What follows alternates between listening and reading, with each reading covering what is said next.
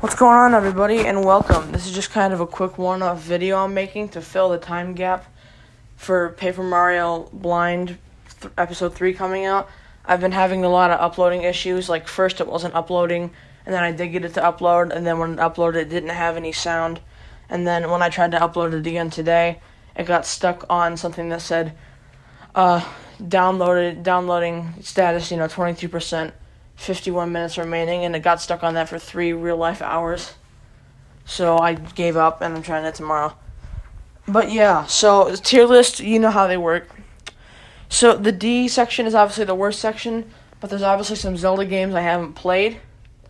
So I'm going to just combine the D section I'm going to combine the games that I don't like with the games that I haven't played yet. So starting off here, Hyrule Warriors, that's going in D. I have not played it. And I don't know if I really want to. I don't mind grindy games like this, especially because it has a bunch of fan service Zelda characters in it. But I know it's not canon, which doesn't bother me anyway. But still, I feel like it's one of those games that I'm going to put a lot of time into, which isn't going to be worth it because I'm going to get bored with it once, put it down, and I'm just never going to have the energy to pick it up again until a year later. But then I'm going to forget everything, and I'm just going to have to start a new save file, and the cycle is going to repeat. So I don't know if I'll ever play Hyrule Warriors. But, yeah, moving on. Wind Waker, that goes in SS tier. That game's writing feels like a movie.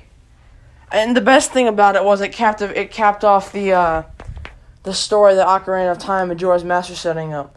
Because this Wind Waker takes place in the timeline where Link beat Ganon at the end of Ocarina of Time, and then Link got sent back in time by Zelda as a child, and then the stuff in Majora's Mask happened. And I'm pretty sure what happened was, while Link was doing stuff in Majora's Mask, Ganon came back and flooded Hyrule, I'm pretty sure. And, I mean, that makes sense, because the Link in Wind Waker isn't related to any other Links from the series. So I think that's what happened. And then I'm just going to assume the Link from Ocarina of Time Majora's Mask just drowned. We know he's dead. He's the one skeleton guy in armor that trained you in Twilight Princess. Nintendo confirmed that was him. But I don't know. But Wind Waker just is that game, it literally feels like a movie. The writing in that game is just, it feels like a, I don't even know how to describe it. Ganondorf isn't even a villain. He doesn't even try to kill Link or Zelda until he literally has to. The entire plot of that game, all Ganondorf is trying to do is just stop his people that he's supposed to be the king of from just dying. He's just trying to reverse everything he's done and make everything right again. That game is just so good. And then it ends with Hyrule being completely flooded and everyone dying but Link and Zelda. Yeah, that is a really good game. I recommend you play this. The only way to play it is you have a GameCube copy, or do the way I did it, which is the best way, which is if you have a Wii U, which you might want to get this now, because I think by the end of December, the Wii U eShop's shutting down for good finally after a bunch of years. There's a thing they released on there called Wind Waker HD. It's $50, which is a lot, I know, but it's a full remaster. It's Wind Waker with in-game item switching. It's got quicker control. It's got a better frame rate. Has better button customization. Has the option to use the gamepad as a map or just use a full button like a pause menu screen. The textures are a lot clearer, and they remade the whole soundtrack with an actual orchestra. So yeah, that's the way I played it, and it was really good. So that Wind Waker goes in SS tier. Next, we have the original Legend of Zelda, and that's going to go in B. I actually just beat that today. And there's a couple things I like about it, and there's a lot of things I don't. Get the negatives out of the way. It almost felt a little too cryptic at times. There's this one, I'm surprised I didn't have to use a guide for this game, because, wow, I just started messing around and I eventually got stuff. Yeah, so, Dungeon 5 has this sea urchin boss called Dig Dugger, who you kill by playing this item, it's a flute that plays a song, and he doesn't like that, and he dies after you play it. And he's related to water, So, and other than that, the flute's only other use is random travel transportation in the overworld. You play it, a tornado comes along, and it just drops you in a random location on the map. To unlock Dungeon 7, which is mandatory, you have to go find some random pond, like this pond that's in the overworld, and play the flute in front of it, which drains the water. I genuinely think what happened, if I'm trying to remember, I don't know, because I got here and then I stopped for a while, picked it back up today and played it. I'm pretty sure what happened was I was just fast traveling with the flute, and I played it in front of the pond and it went. And I guess that's what you were supposed to do, because I have no idea how you're supposed to figure that out. Also, another complaint, which isn't really Nintendo's fault, the game only has 4 songs. The overworld theme, the dungeon theme, the credits theme, and then the final dungeons theme, the Ganon's Lair thing. That's not their fault, but it also kind of is, because I know that the NES is capable of holding more songs. I don't know. It just feels really rushed in some places. It's still a good game. I definitely replay it again. But I don't know if I'm going to replay it again for a while. It's one of those games where you sit down, and once you start playing it for the first time, you can't stop. And then after you beat it, it's just kind of like a thing that you're like, oh yeah, I'd replay that. But then you never do. I don't know. I'll probably go back to it. Yeah, so moving on. Four Swords, haven't played it, don't want to either. The only way to play this, I'm pretty sure, is a GameCube, which I don't own. And I've heard the single-player mode on that isn't that good. And I don't have 4 people who want to play Zelda with me, nor do I really want to play Four Swords anyway. Okay, Four Swords Game Boy Advance version, no, haven't played that. Haven't played Minish Cap, but I've seen some YouTubers Let's Play it completely, and it looks really good, and even though I know what the story is and stuff, I'd still like to play it. Because a lot of people consider that the best 2D Zelda. I don't think it is from what I've seen. This is kind of a YouTube sponsorship drop thing. It's not a sponsorship, but kind of a shout out. There is this really, really good Let's Player. He's a really down to earth guy. His name is he's Bill. His channel's called Good Old Days Gaming. He is just he's great. He's great. His community is probably one of the most nicest on YouTube. YouTube is just so toxic. It's so weird how nice his community is. He live streams stuff. He just does he'll play, because his channel originally, he just kind of made it as an archive. He did Let's Plays of games that he played as a kid, as kind of an archive of just the games he liked, and then that just started off, that became his job, because he got a lot of support from it, and then now he's just doing Let's Plays of, all his, all these new games people were suggesting to him. The Let's Play he's doing now is, he's doing Subnautica Below Zero, and just a while ago, he actually did the original Zelda 1, which is what actually inspired me to finally pick it up and play it. Yeah, his channel relates to Zelda a lot, because his 2 favorite games are Majora's Mask and Perfect Dark, and his channel, a lot of the popularity picked up. Well, he started playing these things called Majora's Mask randomizers, which are Majora's Mask and Ocarina of Time randomizers, which are basically, it's the games, but they're modded where the items are placed in random locations. And his channel, there goes my voice, that was a voice crack. No, but his channel got really popular from those, and he has a lot of tiebacks to Zelda. But go subscribe to him if you like. He half the times he's not even talking about he honestly gives off the feeling of just talking to someone while you're playing a game, you're just sitting with a friend. He just talks about life stuff half the time. He's such a good YouTuber. Unironically, he's my favorite YouTuber. I didn't have a favorite YouTuber till I found him. He is so good. You go subscribe to him. I'll put a link to his channel in the description of this video. I genuinely think he deserves more than he has. He's definitely one of those people on YouTube that has just kind of been, he makes really good content, but YouTube algorithm has just shunned him. Yeah, but we're getting off topic here. Anyway, that's all that. Majora's Mask, that's S tier for me. That game is just so dark and grim, and I love it. And it's the sequel. I'm starving a lot. I'm tired, okay. It's the sequel to Ocarina of Time, and it is really good.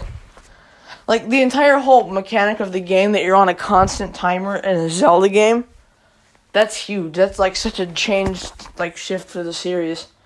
But, like, the existential feeling of dread, like, you have 3 days, which is, like, 1 hour of playtime, before the moon, like, the moon with a giant face, and you can see this moon from anywhere that's an outside area, that's not, like, inside a house or a dungeon or something. You can see it constantly above you. It keeps getting closer.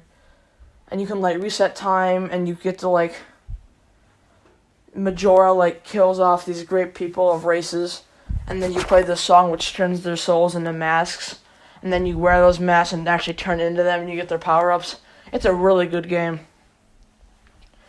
And I'm waiting for them to add it to the NSO N64 online thing, because I really want to play that again, especially for the channel. But yeah, Majora's Mask, that's easy SS tier. Ocarina of Time, I'm going to put that in S, and I'm probably going to get a lot of hate for that not going up at the top tier as well. I like Ocarina of Time a lot. Like, in terms of favorite Zelda games, it goes Majora's Mask and then Ocarina of Time. But I can't put it at SS because there's just some things that haven't aged well about it. For starters, some of the things, obviously Navi. That's the big complaint everybody has, is Navi. And I mean, like, yeah, I understand it was the first 3D Zelda game and kind of the first 3D, I guess you can call it a dungeon crawler genre game for its time. So obviously someone who's telling you all this information, that was needed back then. People didn't know what 3D was. But even then, it's still annoying. It's still annoying. Like, first of all, she reminds you to pay attention to the icon that tells you what actions do at the top right, on, like, the top of the screen. Not only she tells you that twice, but then, you walk in front of this door in the first dungeon, and the icon says press A to open the door, but before you get a chance to do that, Navi pauses the game and tells you that you can press A to open doors. That kind of defeats the whole purpose, doesn't it? I mean, she really doesn't talk that much. I still wish there was an option to shut her off, but, yeah. I mean, she's literally named after a navigation tool. I mean, you weren't going to be able to get much out of her character anyway. But that's not my biggest complaint. Obviously, that's the elephant in the room, is Navi. Backtracking, though. Like, every single time I replay this game, I start the save file, blah, blah, blah, get the sword and the shield, go complete the Deku Tree, get the first spiritual stone, go to Hyrule Castle, meet Zelda, go through all that, like that really long cutscene, blah, blah, learn the songs, go up, do that Kakariko Village graveyard stuff, get the Hylian shield, run up to Death Mountain, get inside of Goron City, jump down to the door where Darunia is, play Zelda's Lullaby to unlock the first door, and then I get in his room and realize, oh wait, I have to go all the way back to the starting area of the game to go into the Lost Woods to complete the puzzle to find Saria, to learn Saria's song so I can go back to Darunia, which is on the opposite side of the map, to play the song for him so he stops being sad and actually lets the game progress. Every single time I replay that game, I always get, like, to Death Mountain and then forget that, and then I have to go back. And it's so annoying. It's so annoying. Because it's one of those hints that Navi doesn't tell you. Like, if you actually accept what she's saying, she'll say something like, I wonder what Saria would think if we were the hero or something. And that's your hint to go back. But, of course, that's one of the ones that's optional. That's one of the ones that she doesn't pause your game for. Oh, that part's annoying. There's a lot of stuff. The Water Temple, I don't hate that. Worst temple in the game? Easily Shadow Temple. It's not bad. None of the dungeons in that game are bad, but Shadow Temple's my least favorite. It's just way too easy for a late game dungeon. Like, if Shadow Temple and Forest Temple were swapped out, it would be completely fine. The Shadow Temple is so easy. But that's Ocarina. Breath of the Wild, I'm saving for the end, because if I start talking about Breath of the Wild, we're never going to get this done. Oracle games, haven't played Twilight Princess. Triforce Heroes was my first Zelda game, and that's going in D tier. That game sucked. Haven't played Hourglass. Haven't played Zelda 2. Okay, Link to the Past. Haven't played Link Between Worlds. Haven't played Phantom Hourglass. Okay, here we are, the long ones. So, let's start off with Skyward Sword. That goes in S. Really, really good game. It's the origin story for Zelda. It shows you the first Link, the first Zelda. It shows you Demise, who was eventually the person that got reincarnated as Ganon, who would then go on to possess Ganondorf. It explains why people named Link Zelda keep coming back, why Ganon won't die. It explains a lot of stuff. A really good game. Has some of the best dungeon design in any Zelda game I've ever seen. Has one of the best soundtracks in any game ever, period. Like, seriously, it's so good. Yeah, the motion control. See, I first played this, my only exposure to Skyward Sword was the HD version on Switch, which people are saying is the best version. There's a lot of quality of life changes.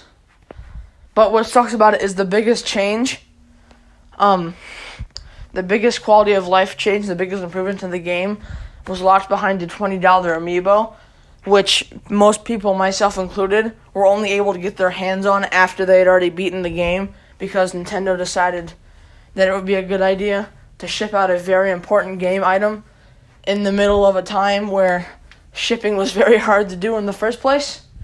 They were not shipping a lot of stuff, so no one got them. And, of course, after I got mine, we went to the store like a month later, and there's just shelves upon shelves full of that amiibo, and that just made me cry. But, yeah, Skyward Sword's a great game. A Link to the Past, that goes in SS tier. I gotta drag it up here. I'm using my phone. Great game. 100% can see why every single 2D Zelda game after this has tried to follow Link to the Past. It's just... wow. I mean, it's such a dark timeline, too. Because, in Link to the Past, Ganon is at the strongest he has ever been in the series. Like, he's stronger than he was in Breath of the Wild, when he literally has the entirety of Hyrule just cursed. Because this exists in the timeline where Ganon killed Link at the end of Ocarina of Time, and then was able to... Ganon has the full Triforce in Link to the Past. Like, he has the whole Triforce. He is literally the strongest thing in the universe. Times 10. He is literally basically immortal, and somehow Link manages to beat him. So he's really intimidating in that game. That game still, to me, has the best 2D... Actually, no, that's a lie. It has really good dungeons. And if I'm pretty sure, I don't know how I haven't played Zelda 2, but I think it was the first Zelda game to start incorporating different music for each dungeon, which is probably just because they actually had the technical limitations to do it. Yeah.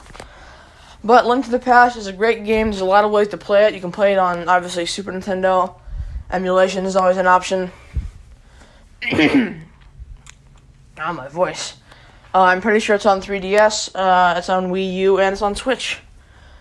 That is a great game. If you want to get into 2D Zelda, that is a great game to start with. It also has the most dungeons in any Zelda game. It has 12.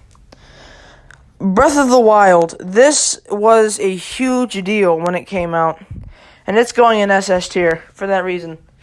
An open-world Zelda game. It basically ditched every single... It's not even a Zelda game. Breath of the Wild is an amazing game, but it is a god-awful Zelda game, because everything Zelda had been establishing for, the past, 30, 20 years up until this point was just completely thrown out of the window. Dungeons basically don't exist anymore. It's now relying on physics. Weapons can break. Every weapon can break, even the Master Sword. There's parrying. There's, I guess there was kind of parrying in Skyward Sword, but not really. Just kind of, but not really. Yeah, there's parrying, there's, obviously it's open world, so there's, stuff like paragliding. A great game, though. Really bad soundtrack, because a lot of the time, there's not actually music. I think the most standout track in the game for me, I'm not gonna lie, was the Zora's Domain theme, which isn't saying much, because it was just a remixed version of the Ocarina of Time Zora's Domain theme. But yeah, Breath of the Wild was like a really good game, and it's also the canon ending of all three timelines.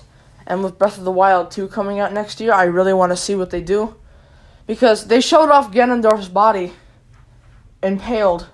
Actually, it might be demise. People can't decide. Underneath Hyrule Castle. And then they showed like all this stuff in the sky, like it's getting raised up. And I have a feeling this has something to do with Skyward Sword, because that's probably why they released that. But Breath of the Wild, I have my own plans to do a full review of that game. So I'm not going to talk about it too much, plus my throat is getting sore. But I also need a lot of breath for Link's Awakening. That's SS. I don't know what the original version is like. I played the remake, which I've heard is literally just like the exact same game, but it has better graphics and a remastered soundtrack. Oh boy, Link's Awakening. Say what you will about Majora's Mask.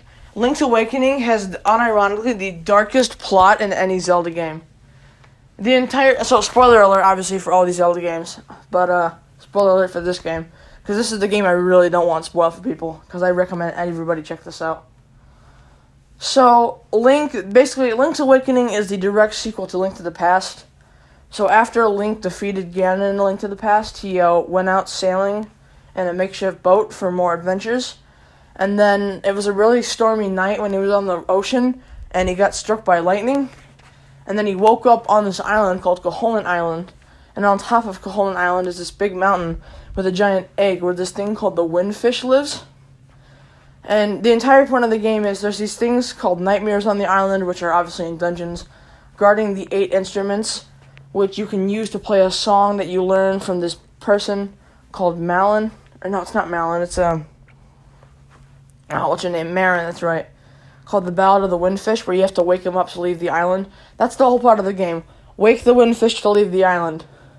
But then about maybe when there's like an hour left on the game, like near the very tail end, when you have like 2 dungeons left, you learn that Koholint Island is all the windfish's dream, and the nightmares are the ones that trapped him in it. Because if he wakes up, everyone dies, because Koholint Island's a dream. So now, for the last hour of the game, you're constantly contemplating the decision of, like, Link is made to be the bad guy, because he's constantly thinking about the entire game. I guess I can word it like this. It's options, it's choice. The entire game, you're making the choice to either, and the game actually gives you a choice at the end. It lets you choose. You can either save yourself by killing everyone on the island, just completely eradicating the island, everyone who saved you, who you've grown to love, who have helped you, who you've helped, can just vanish and die, and it'll all be your fault. And you'll have to carry the weight on your shoulders of killing off an entire civilization of people, like a whole island just gone, to save you and the windfish. Or you can sacrifice yourself by not waking the windfish, but as a result leave Hyrule, leave your own home in constant despair, and also run the risk of Koholint Island being overrun by nightmares and just basically being tortured. And the game actually gives you a choice, but it really doesn't. If you hit no, you want to save it, you get the same ending anyway. Oh, but that game is, And, like, the game gets a whole lot darker, because you still have 2 dungeons to go after you find out that Koholint Island is a dream. So, and it's just like this really somber, loud music. And, of course, it's like the 2 longest dungeons, too, so you're constantly thinking. And then, yeah, it's awesome. And then you fight the nightmares. And the nightmares are cool, too, because they all take on shapes of, like, bosses from previous Zelda games. Because they're nightmares, you know. The nightmares, all they know is, well, we can use the fears of the people to terrorize and attack them, right? So what better way to kill Link than just use his fears? So, you know, you have to refight Aghanim from Link to the Past. You have to refight Ganon. You have to refight, what's that thing's name? I can't think of it now. You all know who it is. It's that one giant worm boss who looks like a cheeseburger that flies around. He was really annoying in Link to the Past, and he's in this game, too. I can't think of his name right now. It'll come to me. Moldorm, that's right, Moldorm. You gotta fight, like, obviously the Nightmare's actual true form called Deathel. It's a really good game. Really good game. And then if you get the secret ending, which is you get for without dying, obviously Link the Windfish and Marin, who gets reincarnated as a seagull, you all get freed from Koholint Island, but everyone else is still dead. So, yeah. That was my quick video I made, basically just to fill in time for, you guys. I feel really bad for making you wait, and I feel even worse for myself because I really want to record more Paper Mario. I want to play it more, but I can't because if I get too far ahead, then my audio recording thing is going to run out of space, and then the whole blind thing is going to be ruined because it's going to run out of space, and I'm going to be creating save points, and I'm not going to be able to get back. I'm going to have to start a new save file and play all the way up to that point. I'm not doing that. But my throat is starting to hurt. I'm tired. I will see you guys.